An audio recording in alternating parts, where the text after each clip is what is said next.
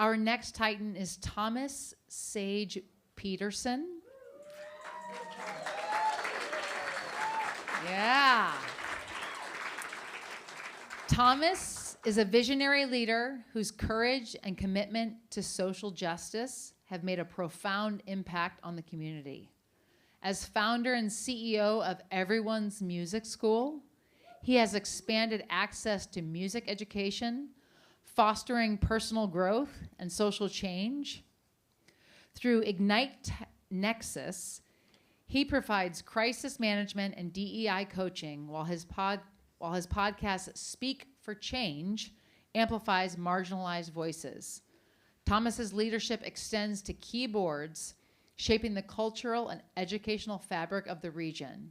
His unwavering dedication to equity, compassion, and innovation makes him a true Titan deserving of recognition. Please come forward.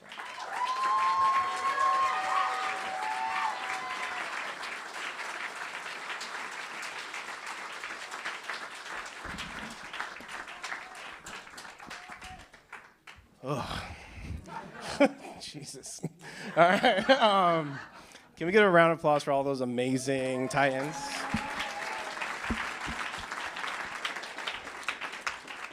I'm like surrounded by greatness. I love this. Thank you. So I really didn't know what to say today. And I've been seeing this common thread of community through things, and I feel like that's kind of like where I live.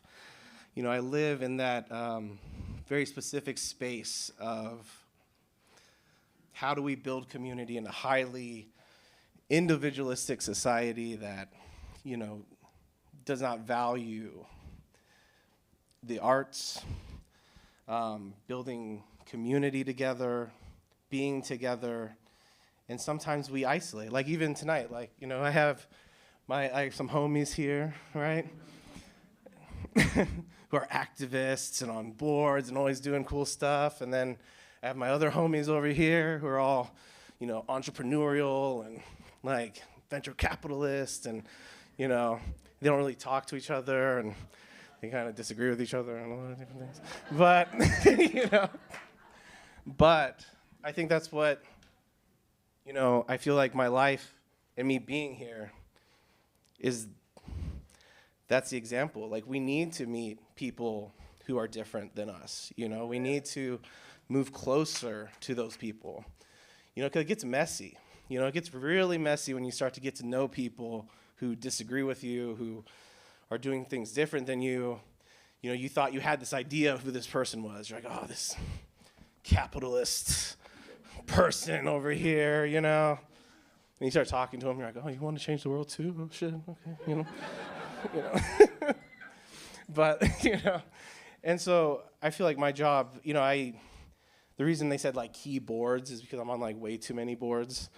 And I'm one of those people that if I told you my bio, it feels like a list of things that I do. And so I'm, you know, but I really want to make it known that for people who know me and who've seen stuff I do, and like, I wouldn't be able to do any of this without people, without any of you guys, you know? It's kind of weird accepting an award for, like, as an individual, for something that I feel like people around me deserve that award, you know? For supporting me, for inspiring me, for, you know, collaborating with me. Like, you know, we were talking about, you know, I keep hearing community and collaboration in the kind of lens of business and technology, which is awesome. But, I think we need to really look at that alone. You know, I don't care what your background is. I don't care about any of that, your politics, even though, like, it's a very contentious issue. You know, you just say, like, Elon Musk, everyone's like, ooh, you know. Say, like, you know, Trump, oh, God. You know, but I know a lot of people who supported Trump. I know a lot of people who love Elon Musk. I know a lot of these folks, and I love them, you know. And I think we have to remember that we are all human beings here. And if we have, like, the best technology in the world, you know, and we don't know how to even like get along or how to communicate with one another or how to like build community and actually make the change that is needed, then what's the point? What's the point?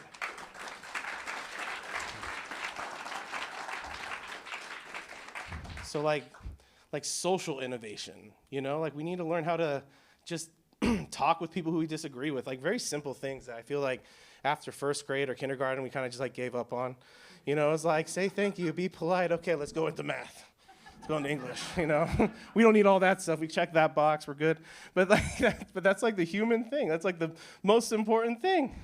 Your teams, your employees, your community, It's like the most important thing. And why aren't we putting more attention to that? Why aren't we putting more focus on that? It just blows my mind.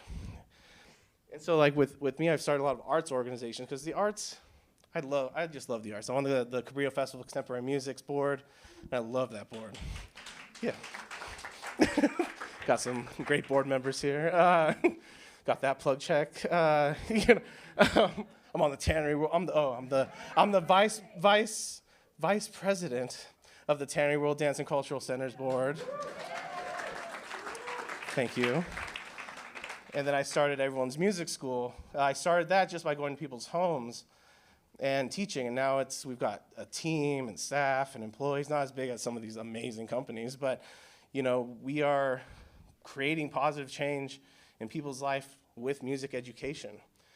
And one of the things that I've been seeing on these boards is that we're lacking, and this is totally not a call to action, but you could take it as that, but we're lacking like kind of younger investors, donors.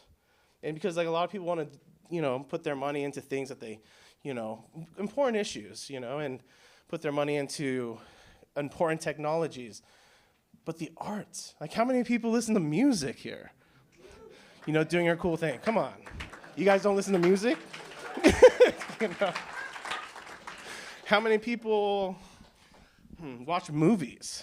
I think I got a team of artists doing that work, and technicians and all these things. The arts it's like the kind of undercurrent of all this. We are inspired. It touches a part of humanity that we can't even calculate. We don't even know.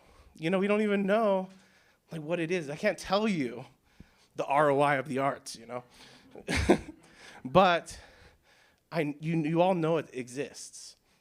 What inspires this venue, is dedication to bettering oneself as an individual, but then also bringing that to the community, bringing your gifts, having the courage to bring your gifts to the community and to be vulnerable and to discover what that is. How many people feel comfortable being themselves in community? I learned this kind of like in a really weird way, because of the color of my skin, and I'm tend to be in a lot of white spaces. Just look around, But, but that taught me what belonging was, right? That taught me what belonging was. Taught me that wasn't here. That I had to learn how to belong from within. And it taught me that no matter where you are, you belong. And that it takes courage to really go out and make whatever you're learning from belonging or whatever you're discovering about yourself and bringing those things to the world. So thank you. I'm grateful for this award. And I hope if we have like a mingling moment, I know it's getting pretty late here, but reach out to someone who you like already have prejudged in your brain and just say hi. What do you do? Let's start practicing real community building, because that happens here. We're all talking about all these great people doing all this stuff. Y'all are the great people that are doing this stuff. So reach over, talk to people you don't know. All right, well, I'm Thomas Sage Pedersen. Google me if you want to know more information about me, but yeah.